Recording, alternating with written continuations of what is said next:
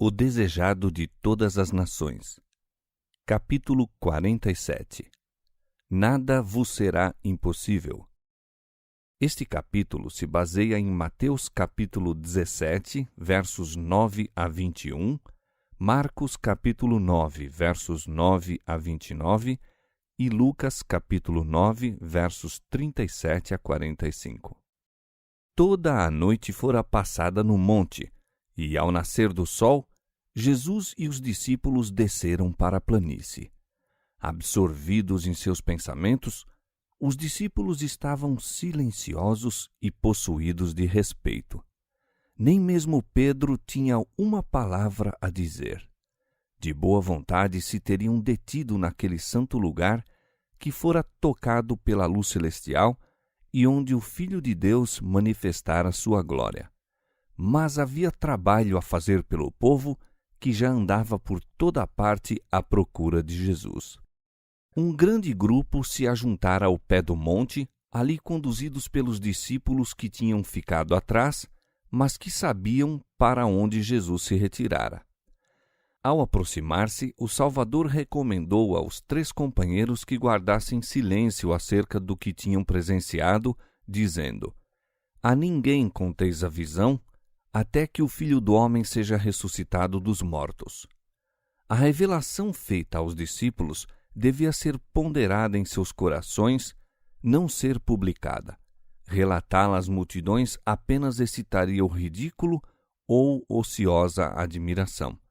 E mesmo os 9 apóstolos não entenderiam a cena até depois que Cristo houvesse ressuscitado. Quão tardos de compreensão eram mesmo os 3 discípulos favorecidos, vê-se pelo fato de que, não obstante tudo quanto Cristo dissera acerca do que o aguardava, indagavam entre si o que queria dizer ressuscitar dentre os mortos.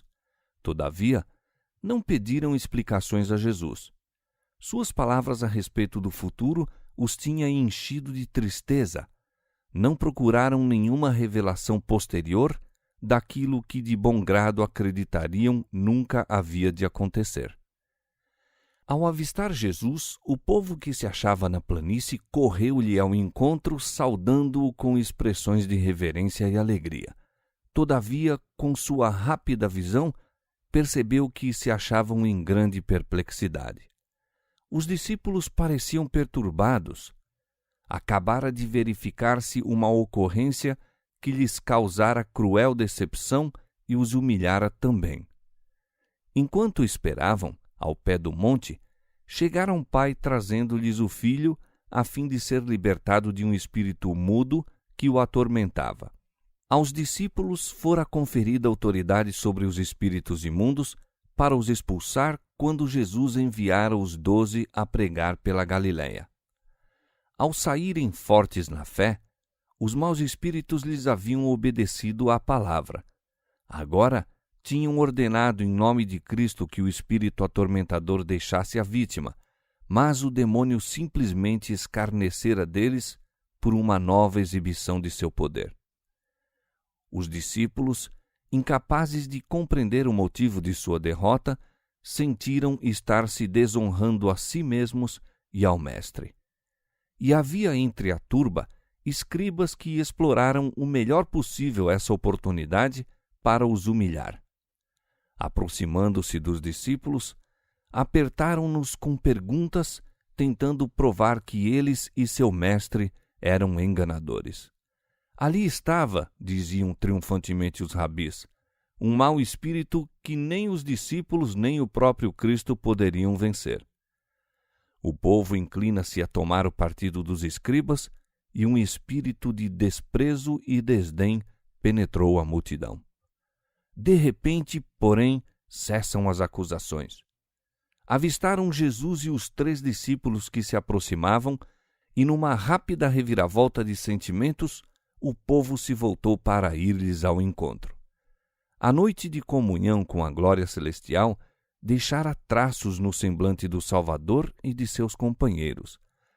Iluminava-lhes a fisionomia uma luz que encheu de reverente espanto os que os olhavam.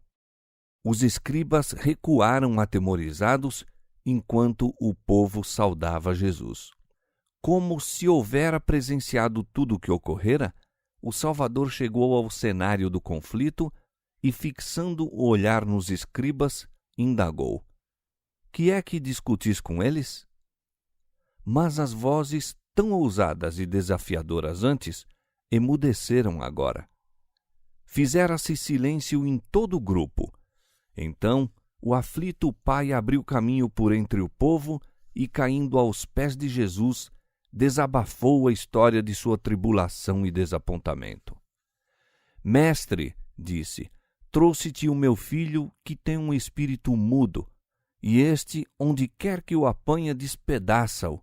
E eu disse aos teus discípulos que o expulsasse e não puderam.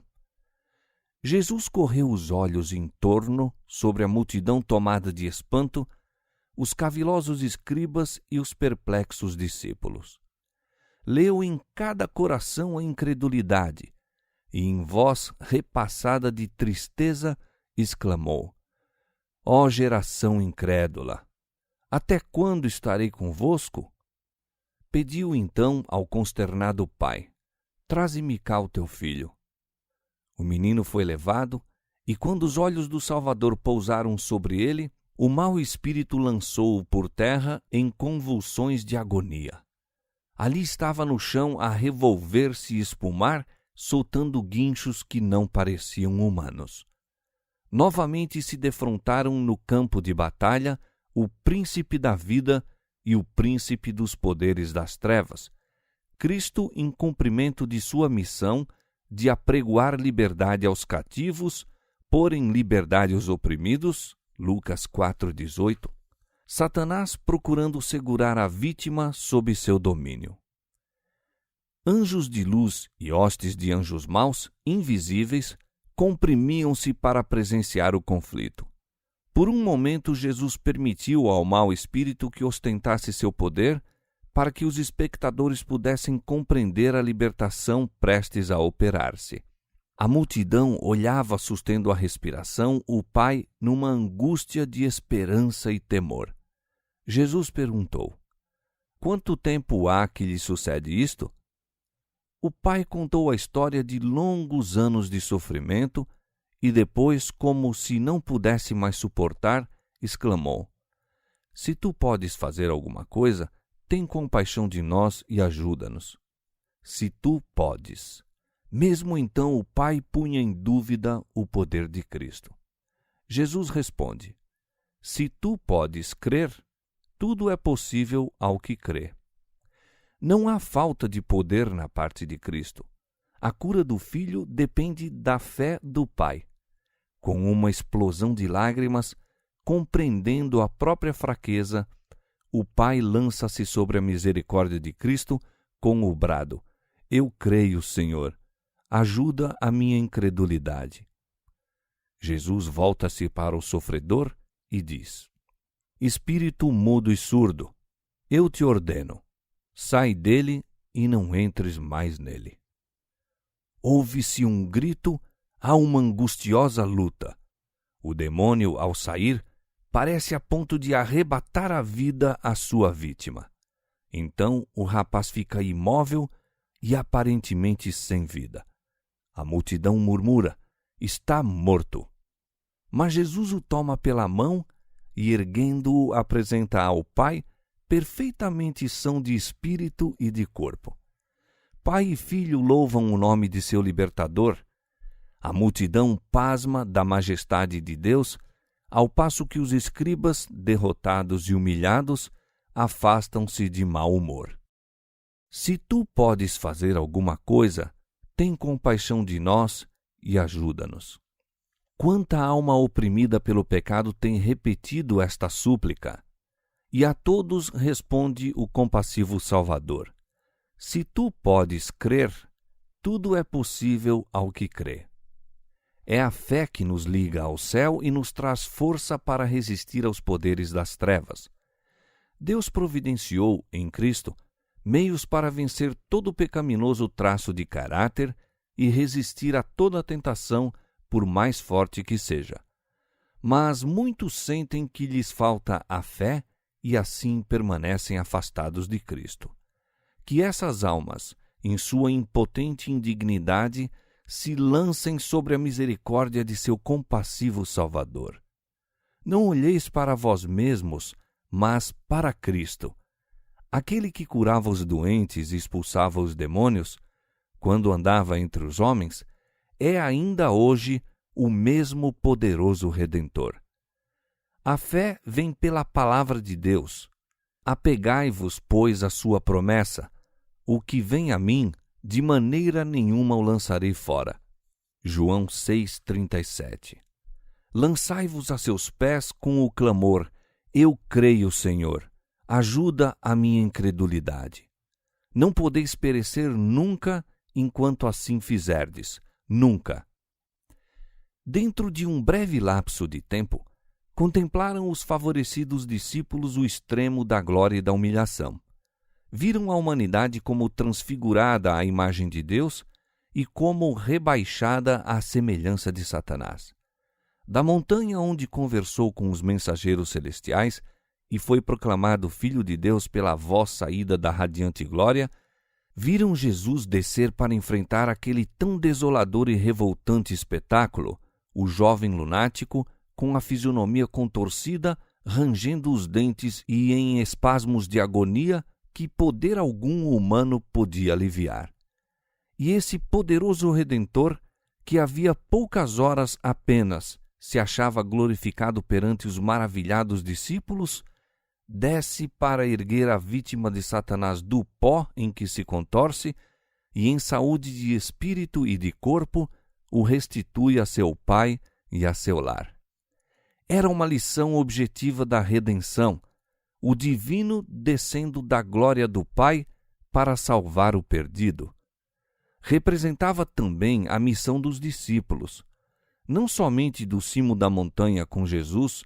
Em horas de iluminação espiritual, se deve passar a vida dos servos de Cristo.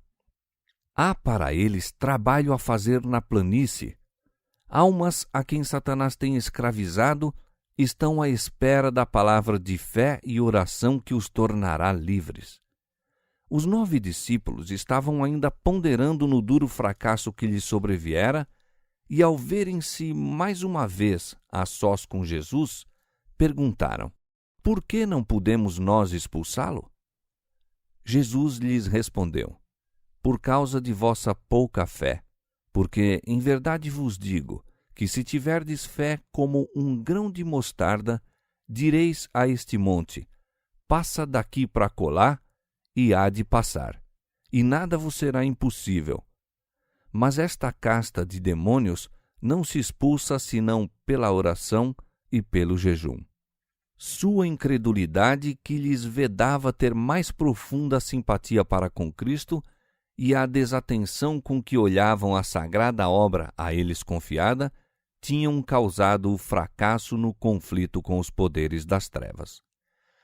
As palavras de Cristo com respeito à sua morte haviam produzido tristeza e dúvida, e a escolha dos 3 discípulos para acompanharem Jesus ao monte excitara os ciúmes dos 9. Em vez de robustecer a fé pela oração e meditação das palavras de Cristo, demoraram-se em seus desânimos e agravos pessoais. Foi nesse estado de sombras que empreenderam o conflito com Satanás.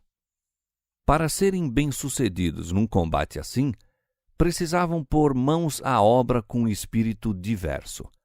Sua fé devia ser avigorada por fervorosa oração e jejum e humilhação da alma. Deviam esvaziar-se de si mesmos e encher-se do Espírito e o poder de Deus. Somente a súplica fervente, perseverante a Deus, feita com fé, fé que leva a esperar com inteira confiança nele, consagrando-se sem reservas à sua obra, pode ser eficaz para trazer aos homens o auxílio do Espírito Santo na batalha contra os principados e as potestades, os príncipes das trevas deste século, as hostes espirituais da maldade nos lugares celestiais. Se tiverdes fé como um grão de mostarda, disse Jesus, direis a este monte, passa daqui para acolá, e há de passar. Se bem que o grão de mostarda seja tão pequeno, encerra aquele mesmo misterioso princípio vital que produz o crescimento na mais altaneira árvore. Ao lançar-se na terra a semente da mostarda, o minúsculo germe aproveita todo elemento provido por Deus para a sua nutrição e desenvolve-se rapidamente num crescimento vigoroso. Se tendes fé como essa, haveis de lançar mão da palavra de Deus e de todos os meios eficazes por ele designados. Assim se robusterá a vossa fé, trazendo em vosso auxílio o poder do céu. Os obstáculos amontoados por Satanás através de vosso caminho, conquanto pareçam intransponíveis como as montanhas eternas, desaparecerão em face da exigência da fé. Nada vos será impossível.